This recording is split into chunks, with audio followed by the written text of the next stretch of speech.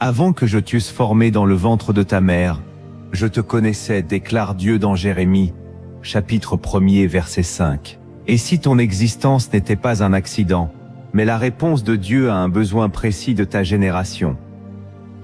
Tu n'es pas venu sur terre simplement pour survivre, suivre les tendances ou poursuivre les ambitions que le monde place devant toi. Selon Éphésiens chapitre 2 verset 10, tu as été créé en Jésus-Christ pour accomplir des œuvres que Dieu a préparées d'avance. Pourtant, au milieu du bruit, des comparaisons, des notifications et des attentes humaines, il devient facile d'entendre toutes les voix sauf celle du Créateur. Ton but divin ne se découvre pas dans l'agitation, mais dans une relation profonde avec celui qui t'a appelé. Jésus affirme dans Jean, chapitre 10, verset 27, « Mes brebis entendent ma voix, je les connais, et elles me suivent. » Cette parole révèle que ton avenir commence par une écoute spirituelle. Avant de chercher ce que tu dois accomplir, tu dois apprendre à reconnaître celui que tu dois suivre. Si tu désires sincèrement comprendre la raison pour laquelle Dieu t'a placé sur cette terre, écris dans les commentaires « Seigneur, révèle-moi mon but divin ». Aime également cette vidéo et abonne-toi à la chaîne Leader Adja afin de continuer à grandir dans la sagesse biblique et le discernement spirituel. Dans ce message, nous découvrirons comment distinguer l'appel de Dieu des ambitions personnelles, reconnaître les indices cachés dans tes dons, traverser les saisons de préparation et résister aux distractions qui cherchent à détourner ta destinée. Reste jusqu'à la fin, car chaque clé te rapprochera du dessein de Dieu, avant une prière puissante pour demander au Saint-Esprit de rendre ton chemin clair. La Bible révèle que le but divin ne commence pas avec les ambitions de l'être humain, mais avec l'intention de Dieu.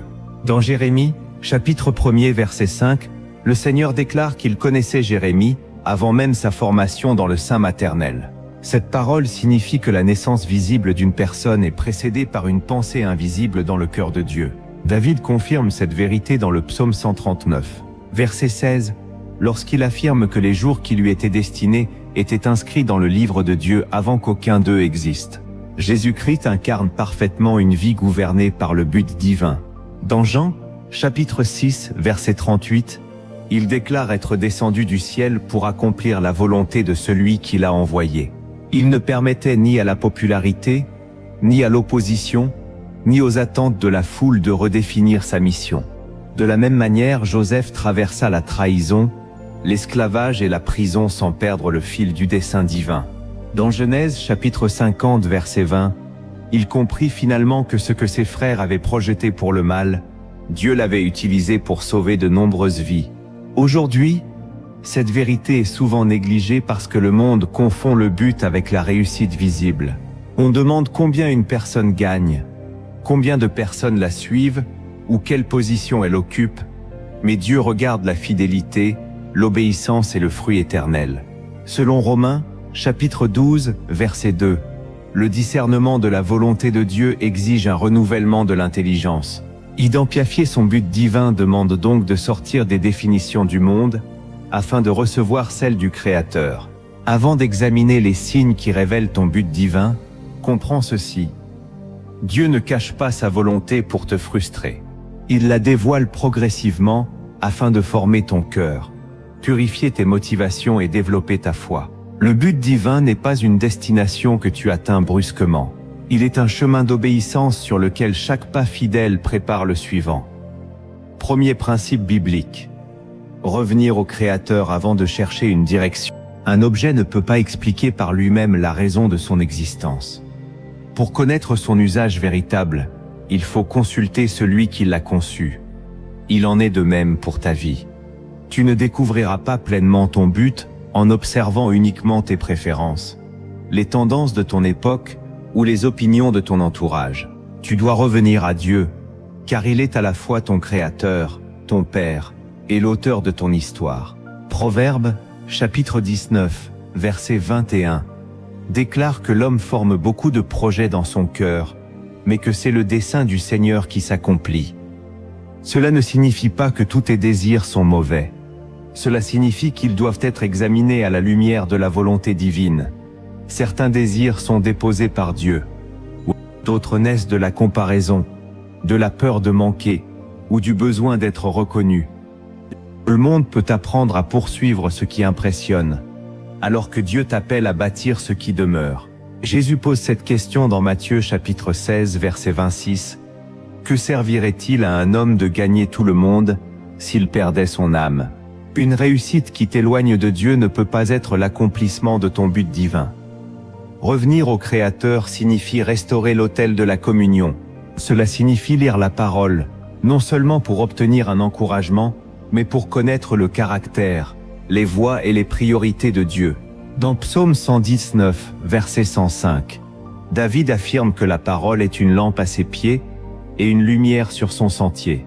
Une lampe n'éclaire pas toujours toute la route. Elle donne suffisamment de lumière pour effectuer le prochain pas. Dieu peut ne pas te présenter immédiatement le plan entier, mais il te montrera ce que tu dois faire aujourd'hui. Imagine un voyageur qui possède une carte, mais refuse de la consulter parce qu'il préfère suivre la foule. Il peut marcher rapidement, être applaudi et parcourir une grande distance, tout en s'éloignant de sa destination. La vitesse ne corrige jamais une mauvaise direction. Avant de demander à Dieu de bénir tes projets, place-les devant lui et demande-lui de les purifier. Selon Proverbes chapitre 3, versets 5 et 6, lorsque tu te confies en lui de tout ton cœur, sans t'appuyer sur ta propre sagesse, il aplanit tes sentiers. Ton premier acte de découverte consiste donc à abandonner le besoin de tout contrôler. Dis au Seigneur, je ne veux pas seulement que tu accompagnes mes décisions. Je veux que tu diriges ma vie. C'est lorsque tes projets deviennent disponibles entre ses mains que son dessein commence à apparaître avec clarté. Deuxième principe biblique, créer le silence nécessaire pour reconnaître la voix de Dieu. Le monde moderne récompense la vitesse, la réaction immédiate et la présence constante. Pourtant, la révélation spirituelle mûrit souvent dans le silence. Si ton esprit est continuellement rempli de notifications, d'opinions, de vidéos, de conversations et de comparaisons, la voix de Dieu ne cesse pas de parler, mais ton attention devient incapable de la discerner. Dans Premier Livre des Rois, chapitre 19, versets 11 à 12, Élie ne reconnut pas la présence divine dans le vent violent, le tremblement de terre ou le feu. Elle lui fut révélée dans un murmure doux et léger. Le silence biblique n'est pas un vide passif. Il est une attention consacrée. Jésus lui-même se retirait régulièrement pour prier. Luc chapitre 5 verset 16 précise qu'il se retirait dans les lieux déserts et priait. Si le Fils de Dieu protégeait ainsi ces moments de solitude avec le Père, combien plus devons-nous apprendre à fermer la porte au bruit, afin d'entendre ce que l'Esprit veut nous enseigner. Certaines distractions ne sont pas mauvaises en elles-mêmes. Leur danger vient de la place qu'elles occupent. Une activité légitime peut devenir une idole, lorsqu'elle dévore le temps, l'énergie et l'attention qui devraient appartenir à Dieu. Paul écrit dans Première Épître aux Corinthiens chapitre 6 verset 12, que tout est permis, mais que tout n'est pas utile et qu'il ne se laissera asservir par rien. La question n'est donc pas seulement « est-ce un péché ?» La question devient aussi « cette chose m'aide-t-elle à demeurer sensible à la direction de Dieu ?» Mais pour identifier ton but, réserve des moments où tu ne cherches pas immédiatement une réponse spectaculaire. Présente-toi devant Dieu avec une Bible, un carnet et un cœur disponible. Demande-lui ce qu'il veut corriger, développer ou retirer.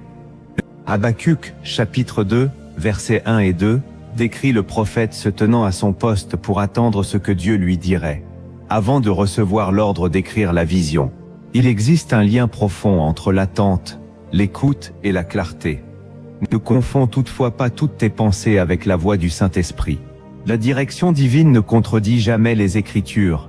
Elle produit une conviction sainte, te rapproche du caractère de Jésus et peut être confirmée par la sagesse de croyants mûrs. Jean chapitre 16 verset 13 enseigne que l'Esprit de vérité conduit dans toute la vérité. Dieu ne te guidera jamais vers une décision qui exige la désobéissance à sa parole. Lorsque tu rétablis le silence, certaines ambitions perdent soudainement leur pouvoir et certaines convictions deviennent plus fortes. Ce n'est pas parce que ton but vient de naître, mais parce que le bruit qui le recouvrait commence enfin à diminuer. Troisième principe biblique. Reconnaître les dons que Dieu a déposés en toi. Ton but divin est souvent accompagné de capacités, de sensibilité et de grâces particulières. Cela ne signifie pas que chaque talent détermine à lui seul toute ta mission. Cela signifie que tes dons peuvent constituer des indices importants de la manière dont Dieu souhaite agir à travers toi. Première épître de Pierre, chapitre 4, verset 10, demande à chacun de mettre au service des autres le don qu'il a reçu, comme un bon administrateur de la grâce de Dieu. Certains dons sont visibles très tôt. D'autres demeurent cachés jusqu'à ce qu'une nécessité les réveille. David avait appris à manier la fronde dans l'anonymat des pâturages. Il ne savait probablement pas que cette compétence ordinaire deviendrait un jour l'instrument d'une victoire nationale. Dans premier livre de Samuel, chapitre 17, versets 34 à 37, David explique à Saül comment Dieu l'avait délivré du lion et de l'ours.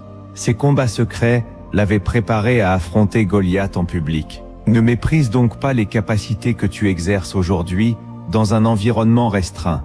Ta manière d'écouter, d'enseigner, d'organiser, d'encourager, de créer, de diriger, de résoudre des problèmes ou de prendre soin des autres peut révéler un domaine de responsabilité. Romains, chapitre 12, versets 6 à 8, enseigne que les croyants possèdent des dons différents selon la grâce reçue et qu'ils doivent les exercer avec fidélité. Cependant, un don n'atteint sa dimension divine que lorsqu'il est consacré. Le talent peut attirer l'attention, mais le caractère permet de porter la responsabilité. Une personne peut être douée pour parler et utiliser cette capacité pour manipuler, se glorifier ou servir. La différence ne réside pas seulement dans la capacité, mais dans le maître auquel elle est soumise. Dans Matthieu chapitre 25, versets 14 à 30, la parabole des talents montre que Dieu attend de ses serviteurs qu'ils développent fidèlement ce qui leur a été confié.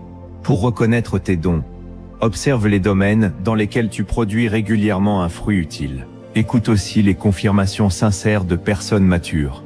Parfois les autres voient une grâce que tu considères comme ordinaire, parce qu'elle t'accompagne depuis longtemps. Demande-toi, qu'est-ce que Dieu me permet de faire, qui apporte de la lumière, de la compréhension, de l'ordre, de la guérison ou du courage aux autres.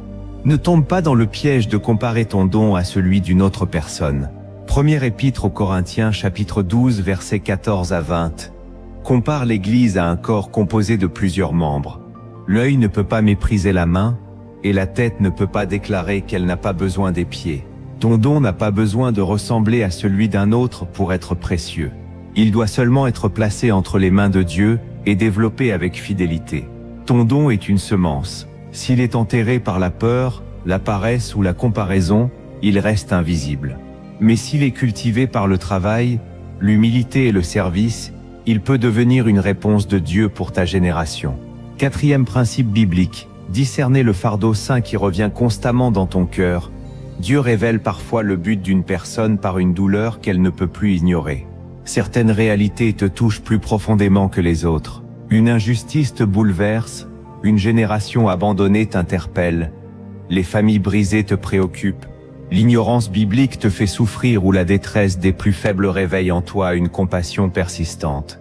Ce fardeau ne constitue pas automatiquement un appel, mais il peut en être l'un des indices les plus puissants. Néhémie vivait dans la sécurité du palais royal lorsqu'il apprit que les murailles de Jérusalem étaient détruites. Néhémie, chapitre 1er, versets 3 et 4, rapporte qu'il s'assit, pleura, jeûna et pria plusieurs jours. Beaucoup avaient entendu parler de la ruine de Jérusalem, mais Néhémie porta cette nouvelle différemment. Ce qui n'était qu'une information pour certains devint une mission pour lui. Son fardeau le conduisit ensuite à la prière, à la préparation et à l'action. Le véritable fardeau divin ne produit pas seulement de la colère ou des plaintes. Il pousse à devenir une partie de la réponse. Moïse fut profondément touché par l'oppression de son peuple, mais son impulsivité le conduisit d'abord à agir selon sa propre force. Exode chapitre 2 versets 11 à 15 montre qu'il frappa un Égyptien avant de fuir dans le désert. Dieu utilisa ensuite une longue saison pour transformer son zèle humain en leadership soumis. Un fardeau authentique doit donc être discipliné par la sagesse et formé par Dieu. Demande-toi quelle souffrance tu serais prêt à contribuer à soulager, même sans reconnaissance immédiate. Quel problème revient dans tes prières? Quelle situation provoque en toi non seulement une émotion, mais aussi le désir de te former, de servir et de persévérer?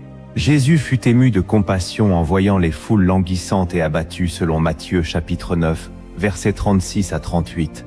Cette compassion le conduisit à demander des ouvriers pour la moisson. Il faut également distinguer le fardeau divin d'une blessure non guérie. Parfois, une personne veut sauver tout le monde parce qu'elle cherche inconsciemment à réparer son propre passé.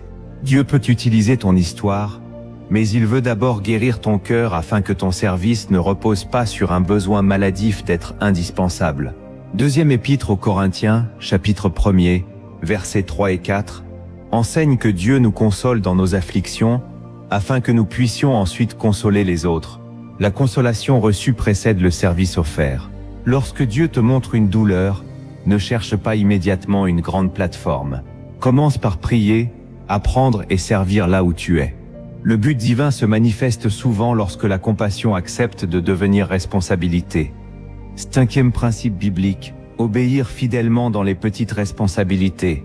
Beaucoup attendent une révélation extraordinaire concernant leur avenir, alors qu'ils négligent l'instruction simple déjà placée devant eux. Pourtant, Dieu révèle souvent la prochaine étape à ceux qui obéissent dans l'étape présente. Psaume 37, verset 23, affirme que le Seigneur affermit les pas de l'homme dont il approuve la voie. Il est difficile de diriger des pas qui refusent de se mettre en mouvement. Samuel entendit la voix de Dieu alors qu'il servait dans la maison du Seigneur. Premier livre de Samuel, chapitre 3, versets 1 à 10, montre qu'il ne possédait pas encore une grande expérience prophétique. Il accomplissait simplement sa responsabilité lorsque Dieu l'appela. De même, Élisée fut trouvé en train de labourer lorsqu'Élie jeta son manteau sur lui. Selon Premier livre des Rois, chapitre 19, versets 19 à 21. Les appels bibliques rencontrent fréquemment des personnes déjà engagées dans une forme de fidélité.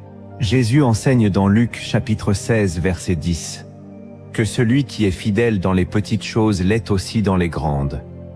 Le petit n'est donc pas une punition, il est un lieu de révélation. C'est dans les petites responsabilités que tes motivations, ta discipline et ton endurance sont testées. Si tu ne peux pas respecter un engagement discret, pourquoi Dieu te confierait-il une mission qui touchera davantage de vies? Peut-être rêves-tu d'enseigner à une multitude. Mais Dieu te demande aujourd'hui d'encourager une personne. Peut-être désires-tu diriger une organisation, mais tu dois d'abord apprendre à organiser ta propre journée. Tu veux peut-être recevoir davantage de ressources, alors que Dieu t'appelle à administrer correctement ce que tu possèdes déjà. Zacharie chapitre 4, verset 10. Avertis de ne pas mépriser le jour des faibles commencements. L'obéissance quotidienne clarifie le but, parce qu'elle transforme la connaissance en expérience. Abraham reçut l'ordre de quitter son pays avant de connaître tous les détails de sa destination. Hébreux chapitre 11 verset 8 précise qu'il partit sans savoir où il allait. La foi ne consiste pas à posséder toute la carte. Elle consiste à faire confiance à celui qui connaît le chemin. Examine donc la dernière instruction que Dieu a clairement placée devant toi. As-tu besoin de pardonner, de terminer une formation, de reprendre une discipline, de servir dans ton assemblée, d'abandonner une relation destructrice ou de réparer une faute? Tu ne peux pas demander une nouvelle direction tout en refusant l'obéissance déjà connue. Écris maintenant dans les commentaires cette déclaration de foi. Seigneur, je serai fidèle dans la petite chose que tu me confies. Que cette phrase ne soit pas seulement un commentaire, mais un engagement. La grande mission que tu demandes peut déjà être cachée dans la petite obéissance que tu repousses. Sixième principe biblique. Accepter que le caractère soit préparé avant l'accomplissement visible. Le but divin ne concerne pas seulement ce que Dieu veut accomplir par toi. Il concerne également la personne qu'il veut former en toi. Si ta compétence grandit plus vite que ton caractère, ton don peut ouvrir une porte que ton immaturité ne saura pas garder. C'est pourquoi Dieu accorde parfois une vision bien avant son accomplissement. Joseph reçut des songes concernant son avenir dans Genèse. Chapitre 37, versets 5 à 11.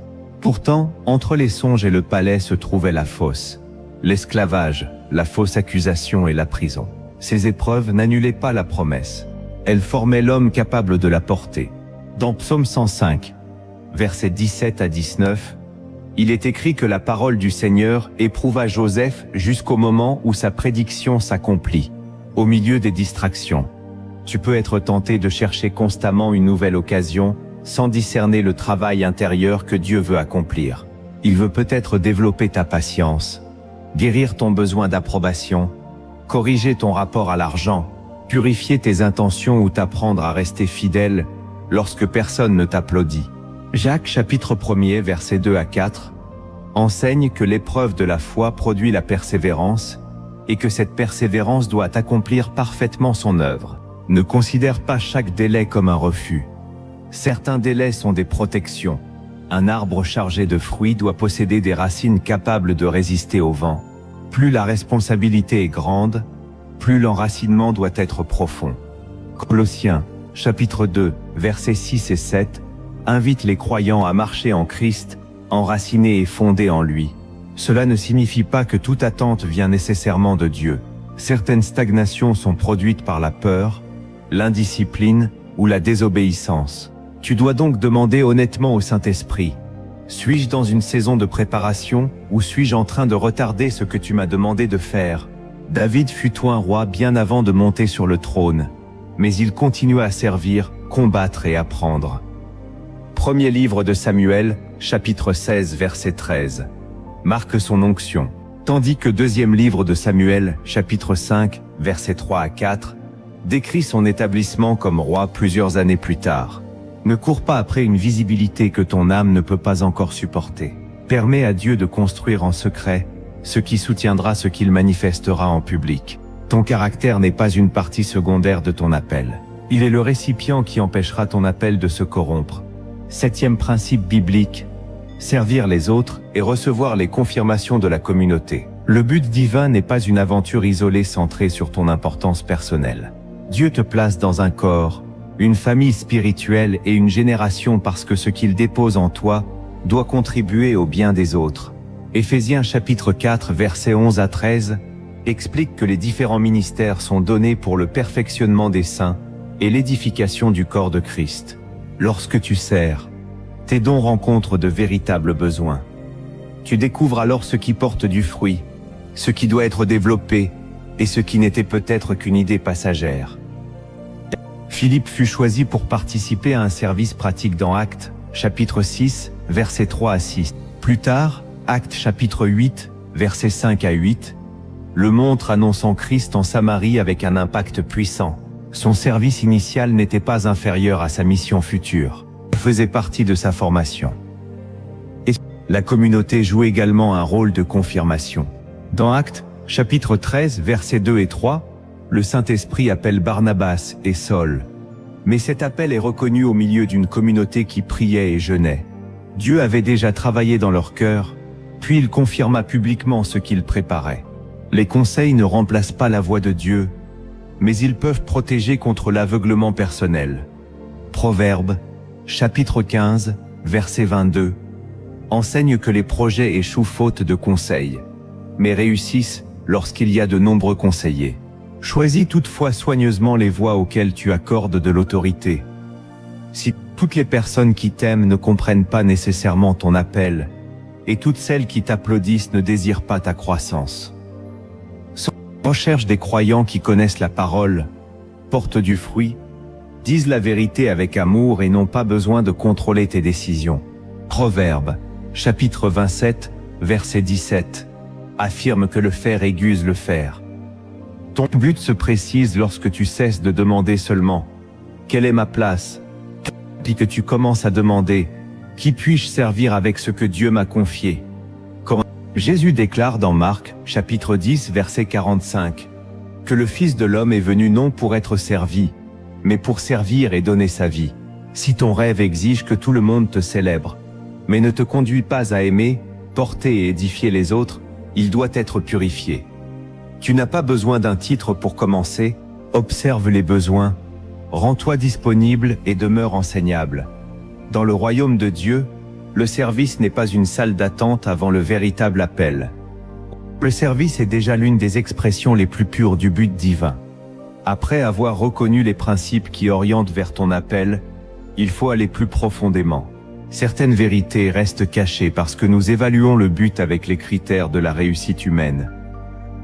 Les Écritures révèlent pourtant que le dessein de Dieu passe souvent par des chemins inattendus. Ces vérités protégeront ton cœur contre la confusion, la précipitation et les fausses interprétations.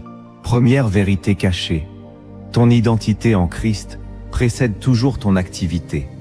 Avant de te révéler ce que tu dois faire, Dieu veut t'enraciner dans la connaissance de ce que tu es en Christ. Si ton identité repose sur ton activité, tu te sentiras inutile lorsque tu ne produiras pas, abandonné lorsque les résultats tarderont et menacé lorsqu'une autre personne réussira. Mais si ton identité repose sur l'amour du Père, tu pourras servir sans transformer ton œuvre en idole. Lors du baptême de Jésus, avant le commencement public de son ministère, le Père déclara « Celui-ci est mon Fils bien-aimé, en qui j'ai mis toute mon affection », selon Matthieu chapitre 3, verset 17. Cette affirmation précéda les miracles, les prédications et les guérisons. Jésus n'accomplissait pas sa mission pour devenir aimé. Il l'accomplissait à partir de la certitude d'être aimé. Éphésiens chapitre 1er, versets 3 à 5, enseigne que nous avons été bénis en Christ et adoptés selon le bon plaisir de la volonté de Dieu. Ton but le plus profond est donc d'abord relationnel. Connaître Dieu, lui appartenir, refléter le caractère de Jésus et marcher avec lui. Toute mission particulière doit découler de cette réalité. Le monde te demande de construire une identité avec des résultats. L'Évangile t'invite à recevoir une identité par la grâce, puis à produire du fruit. Jean, chapitre 15, versets 4 et 5, rapporte que le sarment ne peut porter de fruit par lui-même s'il ne demeure attaché au cep. De même, tu ne peux porter un fruit spirituel durable sans demeurer en Christ.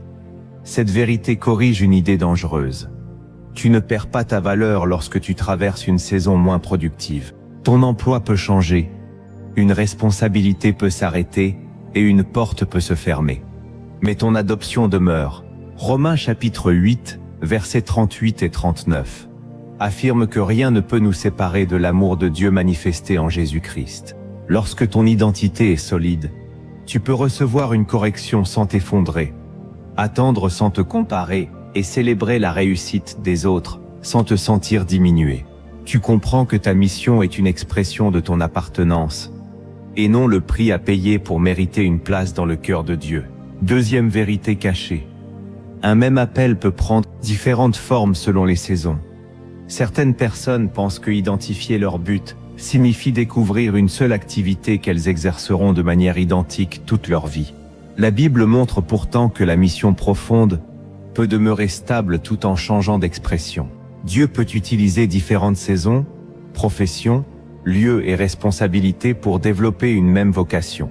Moïse fut d'abord élevé dans le palais, puis berger dans le désert, avant de devenir conducteur d'Israël.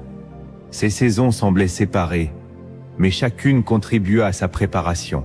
Le palais lui donna une connaissance du système égyptien. Le désert lui apprit la patience, la géographie et la dépendance. Puis Exode, chapitre 3, versets 7 à 10, rapporte que Dieu l'envoya libérer son peuple. Paul connut également plusieurs expressions de son appel. Il prêcha dans les synagogues, forma des disciples, implanta des assemblées, écrivit des lettres et témoigna devant des autorités. Pourtant, le centre restait le même, annoncer Jésus-Christ, et porter son nom devant les nations, comme Dieu l'avait déclaré dans Actes, chapitre 9, verset 15. Cette vérité te libère de la peur de manquer ton but lorsqu'une saison se termine. Une fonction n'est pas toujours ton identité définitive. Elle peut être un véhicule temporaire. Ecclésiaste chapitre 3, verset 1er, enseigne qu'il y a un temps pour toute chose sous les cieux. La sagesse consiste à reconnaître ce que Dieu demande maintenant sans idolâtrer la forme qu'il utilisait hier. Cela exige de demeurer flexible. Israël voulait parfois retourner en Égypte, parce que le désert lui paraissait inconfortable, même si Dieu le conduisait vers une nouvelle terre. De la même manière, tu peux résister à une transition parce que tu confonds familiarité et fidélité. Ésaïe, chapitre 43, versets 18 et 19, invite à ne plus s'attacher aux événements passés, car Dieu fait une chose nouvelle. Ton but peut s'exprimer aujourd'hui par l'apprentissage, demain par l'accompagnement de quelques personnes, et plus tard par une responsabilité plus large. Ne demande pas seulement « Quelle activité dois-je conserver pour toujours ?» Demande Quelle dimension du cœur de Dieu suis-je appelé à manifester dans cette saison?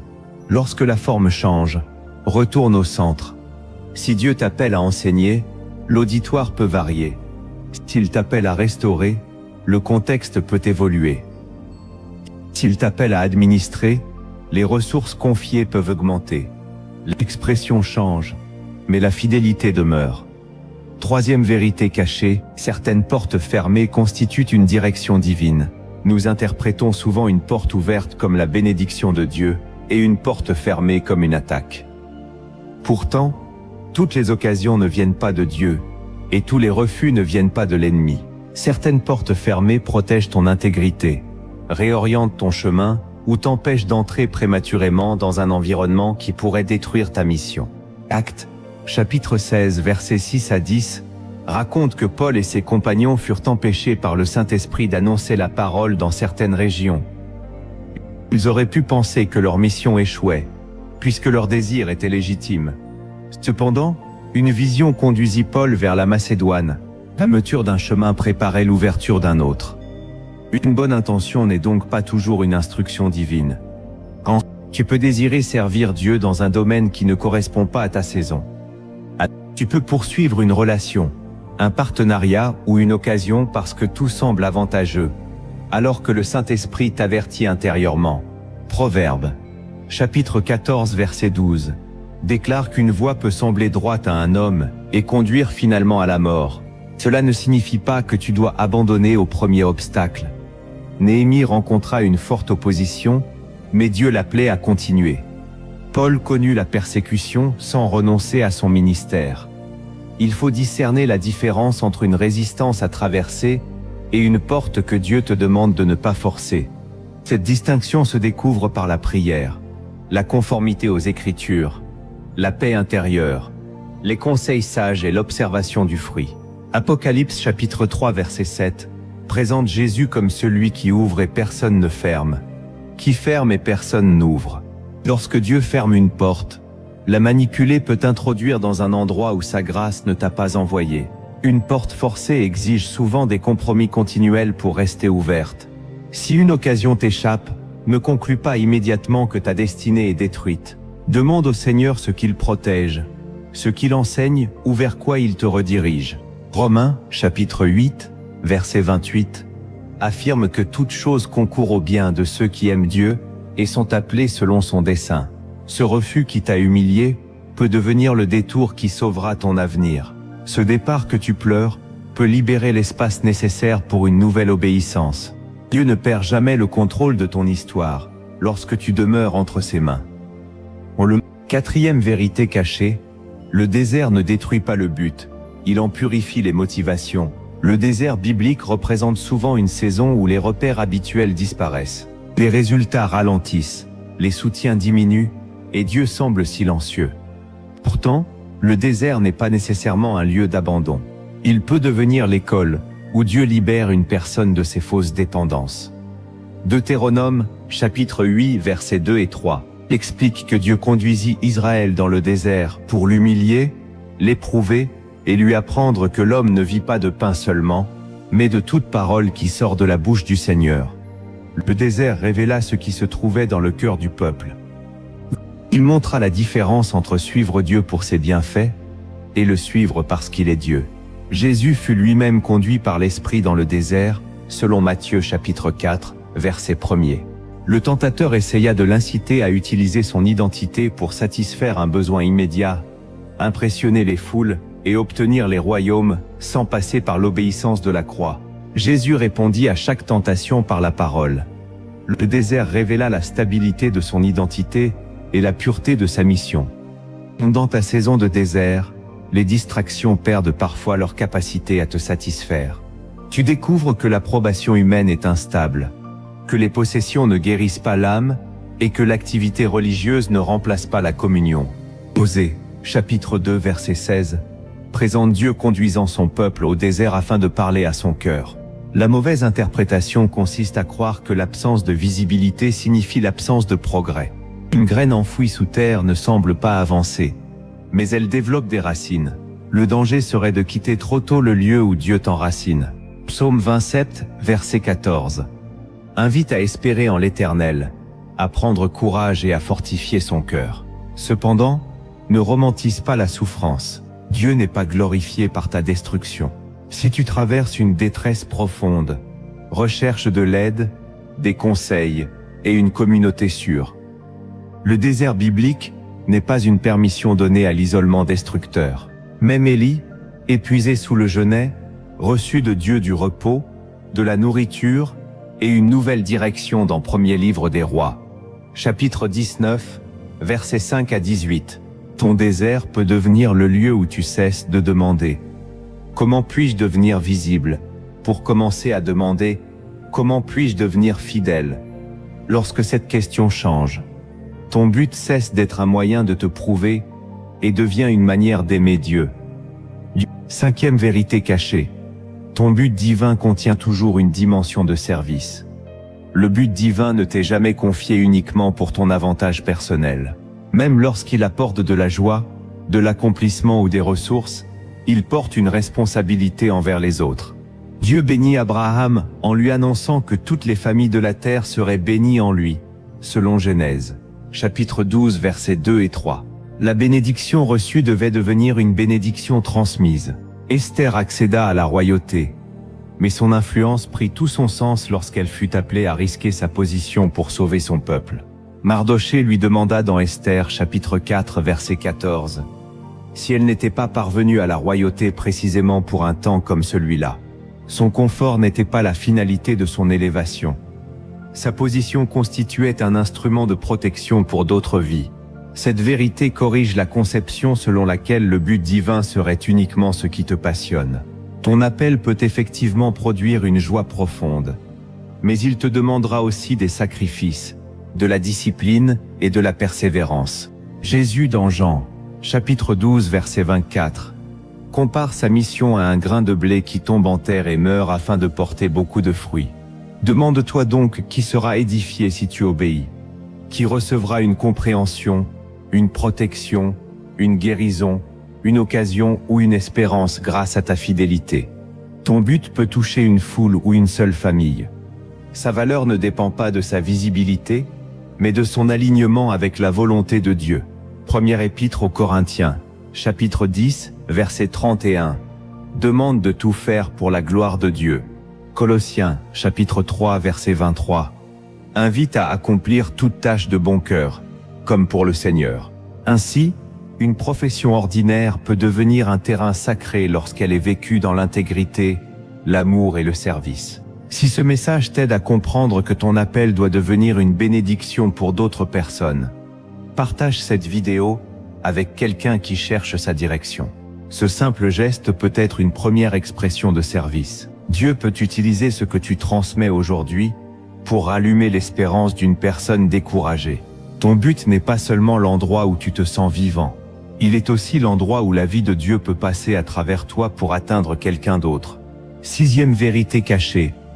La fidélité cachée précède souvent l'autorité visible. Notre époque célèbre rapidement ce qui devient public, mais Dieu accorde une grande valeur à ce qui est construit dans le secret.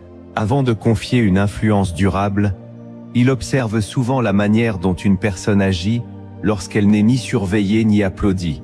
Matthieu chapitre 6 versets 3 à 6 enseigne que le Père voit ce qui est fait dans le secret. David fut oint par Samuel, mais il retourna garder les brebis. Il ne méprisa pas la responsabilité cachée, parce qu'une promesse publique avait été prononcée sur sa vie. Il continua à apprendre la fidélité, le courage et la dépendance envers Dieu. Plus tard, lorsqu'il proposa d'affronter Goliath, il s'appuya sur les délivrances expérimentées loin des regards. Les saisons cachées révèlent si tu aimes réellement la mission ou seulement la reconnaissance qui peut l'accompagner. Continuerais-tu à servir si ton nom n'était pas mentionné? Étudierais-tu encore si personne ne voyait tes efforts? Prierais-tu avec la même ferveur si aucune plateforme ne t'attendait? Ces questions ne cherchent pas à te condamner, mais à purifier ton cœur. Luc, chapitre 2, verset 52, affirme que Jésus croissait en sagesse, en stature et en grâce devant Dieu et devant les hommes. Une grande partie de cette croissance eut lieu avant son ministère public. Les années silencieuses n'étaient pas des années perdues. Elle faisait partie de la préparation. L'idée reçue consiste à croire que l'absence d'audience empêche d'accomplir son but. Pourtant, une mère qui transmet la foi à ses enfants, un travailleur qui refuse la corruption, un croyant qui prie fidèlement, et une personne qui relève discrètement les blessés, peuvent exercer une influence éternelle sans reconnaissance publique. Hébreux chapitre 6 verset 10 affirme que Dieu n'est pas injuste pour oublier le travail et l'amour manifestés pour son nom. Ne cherche donc pas à paraître prêt. Deviens prêt. Travaille ton don, étudie les Écritures, guéris tes blessures, honore tes engagements et développe les disciplines que ta prochaine saison exigera.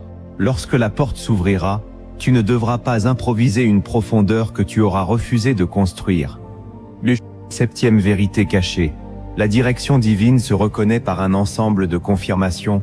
Certaines personnes attendent un signe spectaculaire avant d'agir. D'autres prennent chaque émotion forte pour une instruction divine. La sagesse biblique évite ces deux extrêmes. Dieu peut utiliser une conviction intérieure, mais il confirme généralement sa direction par un ensemble cohérent. La conformité à sa parole, le témoignage du Saint-Esprit, la sagesse, le caractère produit, les circonstances et les conseils mûrs.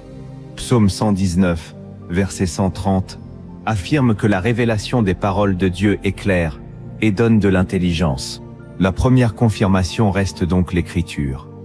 Si une direction t'oblige à mentir, trahir, manipuler ou nourrir l'orgueil, elle ne vient pas de Dieu, quelle que soit l'intensité de ton émotion. Colossiens chapitre 3 verset 15 invite à laisser la paix de Christ régner dans le cœur. Cette paix ne signifie pas toujours l'absence de peur. Jésus éprouva une profonde angoisse à Gethsémanée tout en demeurant soumis à la volonté du Père. La paix divine est parfois une stabilité intérieure qui accompagne l'obéissance au milieu d'une décision difficile. Jacques chapitre 3 verset 17 décrit la sagesse d'en haut comme pure, pacifique, modérée, conciliante, pleine de miséricorde et de bons fruits. Observe donc ce que ta décision produit progressivement. Te rend-elle plus vraie, plus humble, plus responsable et plus aimant? Ou développe-t-elle le secret, l'agitation, le mépris des conseils et l'obsession de réussir à tout prix? Le conseil mature apporte également une protection. Lorsque Moïse tenta de juger seul tout le peuple, Jéthro lui montra que sa méthode l'épuiserait, selon Exode, chapitre 18, versets 17 à 23. Une correction sage ne détruisit pas son appel, elle l'aida à mieux l'exercer. Enfin, laisse du temps aux confirmations, lorsqu'aucune urgence morale ne t'oblige à agir immédiatement. Une conviction venant de Dieu peut supporter la prière, l'examen et la lumière. Proverbes, chapitre 21, verset 5.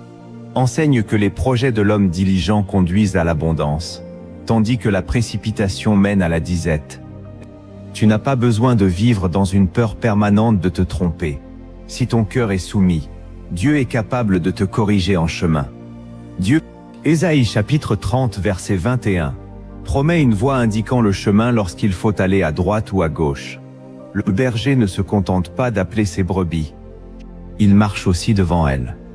La révélation devient transformation lorsqu'elle entre dans les habitudes. Tu peux comprendre intellectuellement que Dieu possède un dessein pour ta vie, et rester pourtant gouverné par les mêmes distractions.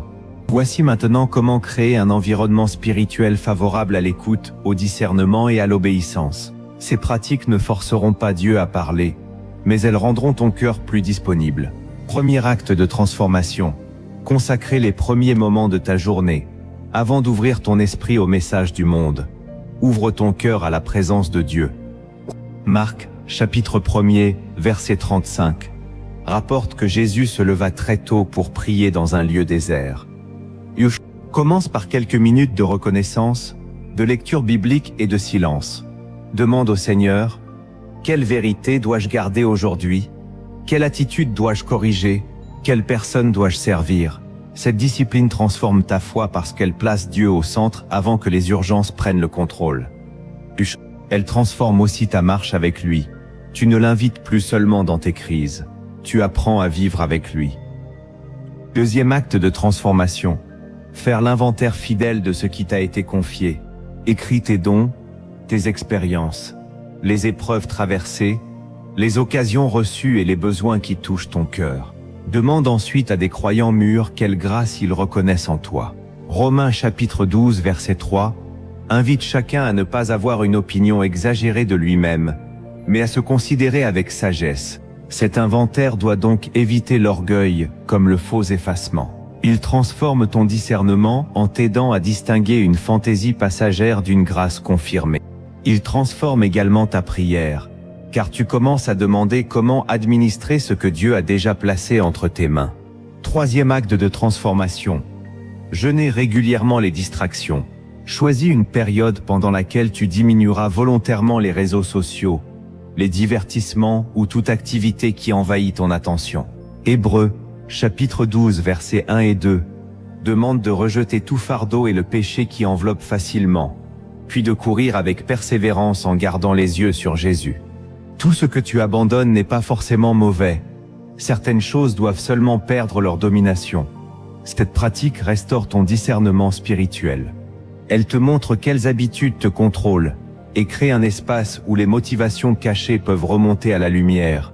Quatrième acte de transformation. Examiner tes relations à la lumière de ton appel. Première épître aux Corinthiens chapitre 15, verset 33. Avertit que les mauvaises compagnies corrompent les bonnes habitudes. Cela ne signifie pas mépriser les personnes qui ne partagent pas ta maturité. Jésus aimait les pécheurs, mais il choisit soigneusement ceux qui participaient à son intimité et à sa mission. Demande-toi quelles relations nourrissent ta foi, lesquelles exigent des limites et lesquelles Dieu t'appelle à restaurer. Ton but divin aura besoin d'une communauté qui prie, conseille et corrige avec amour. Cette démarche transforme tes relations. Tu cesses de rechercher uniquement des personnes qui te valident et tu accueilles celles qui t'aident à devenir fidèle. Cinquième acte de transformation. Accomplir immédiatement le prochain pas clair. Ne reporte pas toute ta vie en attendant une vision complète.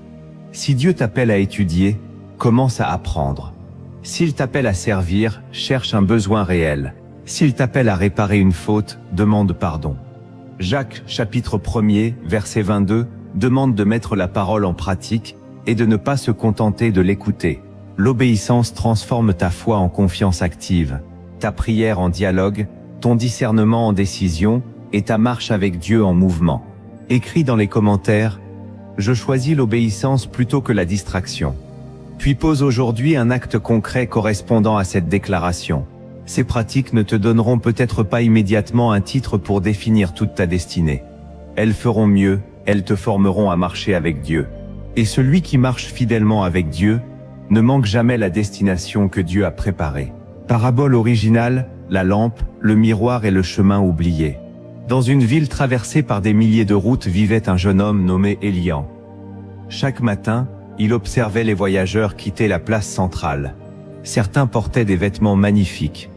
D'autres tenaient des cartes colorées et parlaient avec assurance de leur destination. Élian désirait trouver le chemin qui lui était destiné, mais il changeait constamment de direction. Lorsqu'un marchand devenait prospère, il voulait suivre la route des marchands.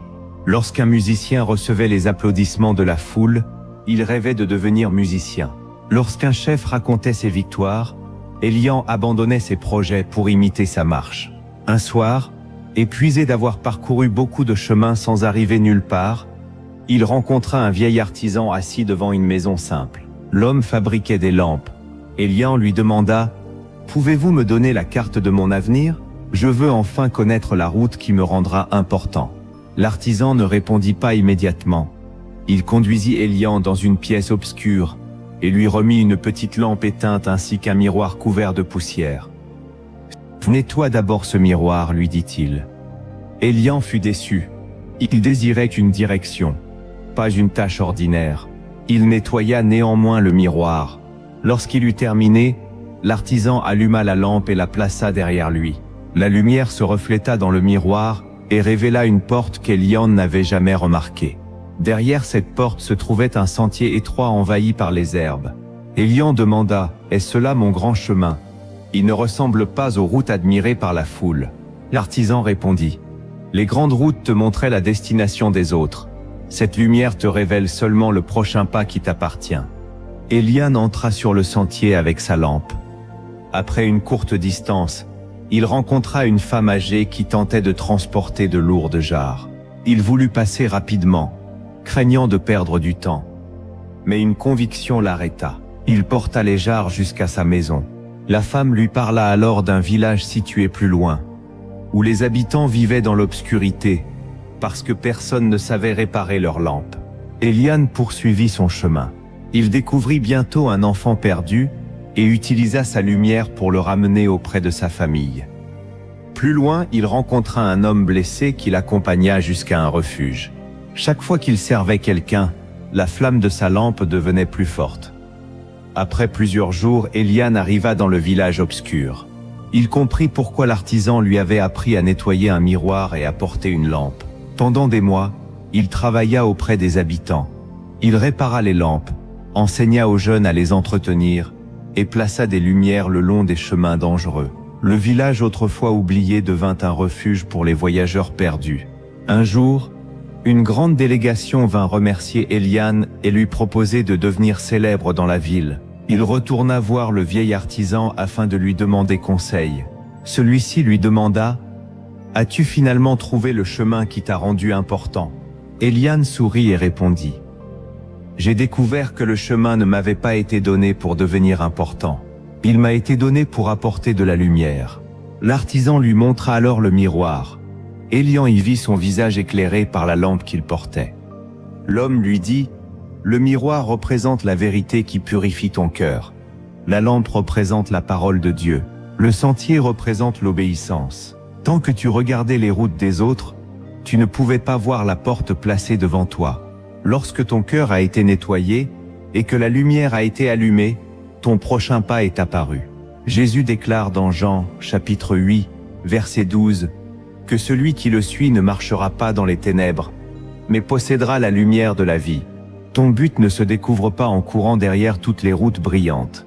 Il se révèle lorsque tu suis Jésus, reçois sa lumière et accepte de devenir une bénédiction sur le chemin qu'il ouvre devant toi. Tu n'es pas né pour être emporté par le courant de ce monde. Tu as été créé par Dieu, connu avant ta naissance et appelé à porter un fruit qui glorifie Jésus-Christ. Ton but ne se limite pas à un métier, un titre ou une plateforme. Il commence dans ton identité en Christ, grandit dans la communion avec Dieu et se manifeste par une vie d'obéissance, de caractère et de service.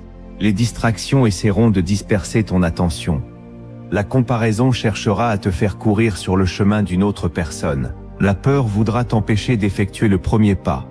Pourtant, Hébreux chapitre 12 versets 1 et 2 t'invite à courir avec persévérance l'épreuve qui t'est proposée, les regards fixés sur Jésus.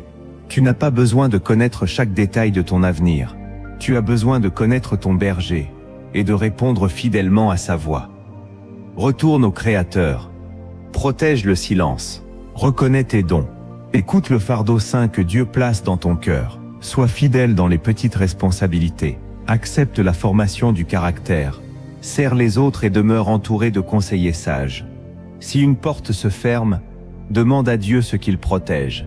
Si tu traverses un désert, laisse-le purifier tes motivations.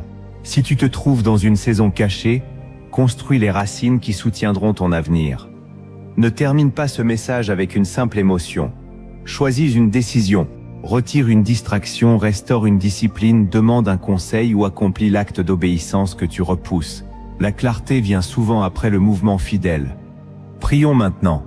Père éternel, Créateur du ciel et de la terre, je viens devant toi au nom puissant de Jésus-Christ. Je te remercie pour chaque personne qui écoute ce message. Merci parce qu'aucune vie présente devant toi n'est un accident. Ta parole déclare dans Éphésiens chapitre 2 verset 10 que nous sommes ton ouvrage, créé en Jésus-Christ pour de bonnes œuvres, que tu as préparées d'avance. Je te prie donc de réveiller dans chaque cœur la conscience de ton dessein. Seigneur, fais taire les voix qui produisent la confusion.